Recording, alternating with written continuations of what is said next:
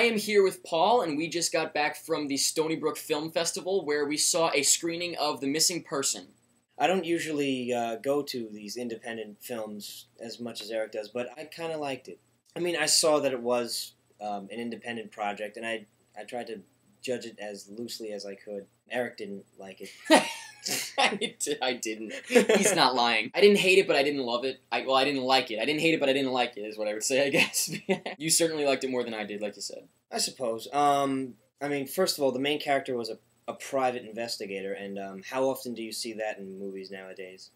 So I noticed that the director tried to pull out some things that he liked from older film noir movies, and put them all together. And it didn't really work because it made it very general. This movie is only going to please a certain crowd, not the general audience. They're going to feel indifferently towards it. Like, they're not going to really specifically recommend it. Would you recommend it to anyone specifically?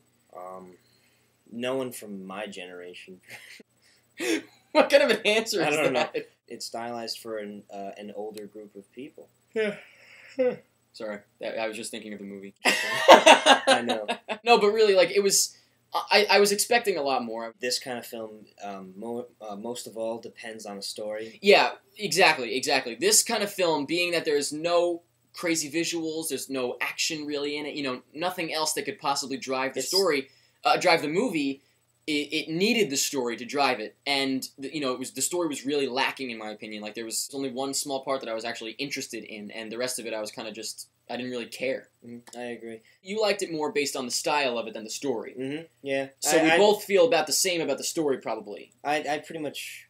What I liked most about it was construction, how it was made that way. I do appreciate what he was trying to do. I didn't think that he succeeded that well with it. No, but I do appreciate what he was trying to do, at least, and trying to bring, like, noir back. An old... Yeah. Style back. Mm-hmm. I'd say the biggest reason why we chose this film was the fact that Michael Shannon was featured in it. Mm-hmm, definitely. I'm not like a Michael Shannon fan or anything specifically, but I know that he got the Oscar nomination. For Revolutionary Road. So I was anticipating something substantial. I personally thought he took cues from Frankenstein, the original Frankenstein. I thought he was stale, but I said I thought he was stale. I really thought the character was stale. And we were both saying that he had nothing. He really didn't have much to work with. Little to work with, which made him stale just because the character was stale. I mean, what I like about Michael Shannon is that no matter what changes in the story, his character will never change.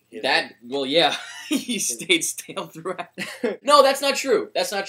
Without giving anything away, towards the end, I enjoyed his performance better towards the end when he got.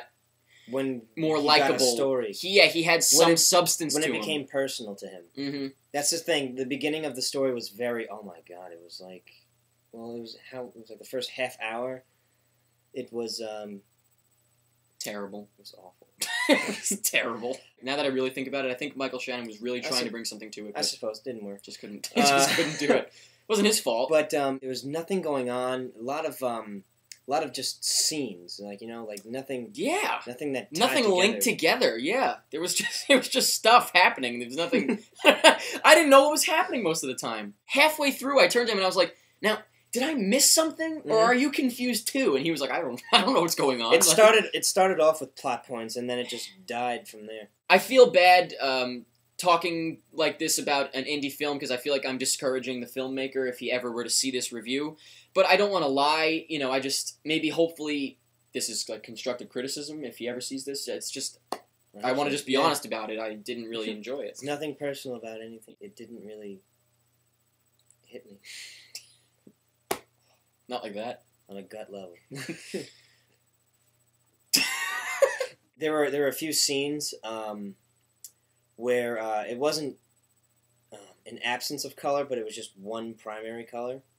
Yeah, and it kind of looked like I said, I've seen a lot of old film noir movies. It looked like that without it being too obvious. Yes, I suppose.